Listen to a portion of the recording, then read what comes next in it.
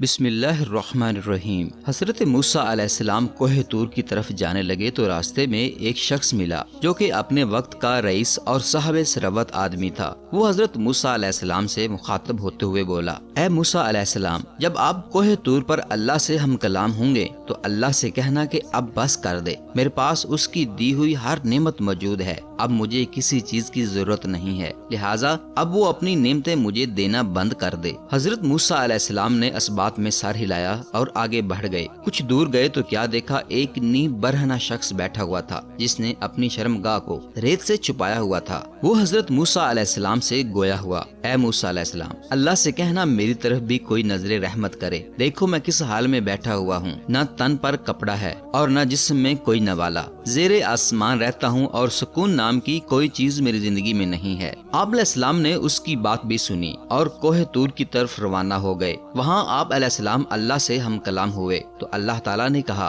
اے موسیٰ، وہ جو رئیس شخص تمہیں ملا تھا اسے کہنا میرا شکر ادا کرنا چھوڑ دے تو میں بھی اپنی نعمتوں کے در اس پر بند کر دوں گا، اور وہ جو متروک الحال شخص ملا تھا اسے کہنا میرا شکر ادا کرنا شروع کر دے تو اس کی زندگی بھی میری نعمتوں سے پرسکون ہو جائے گی۔ موسیٰ علیہ السلام کوہ طور سے واپس آئے اور پہلے شخص کو اللہ تعالیٰ کا پیغام دیا کہ تم اللہ تعالیٰ کا شکر ادا کرنا چھوڑ دو، اللہ بھی تمہیں نعمت دینا بند کر دے گا۔ تو وہ شخص چونک کر بولا، اے موسیٰ علیہ السلام، میں بھلا اللہ کا شکر ادا کرنا کیسے چھوڑ سکتا ہوں جبکہ میری ایک ایک سانس بھی اس کی عطا کردہ نعمت ہے۔ بعد ازاں آپ علیہ السلام دوسرے متروک الحال شخص کے پاس گئے اور اسے بھی اللہ تعالیٰ کا پیغام دیا کہ تم اللہ کا شکر ادا کرنا شروع کر دو تو سب کچھ ٹھیک ہو جائے گا۔ وہ حیران ہوتے ہوئے بولا، اے موسیٰ علیہ السلام، میرے پاس کچھ ہوگا تو میں شکر ادا کروں گا، آپ علیہ السلام ہی بتاؤ، ریت سے میں نے اپنا جسم ڈھانپا ہوا ہے، صبح سے ایک اناج کا دانہ تک میں نے نہیں کھایا، تو اس میں بھلا کس چیز کا شکر ادا کروں؟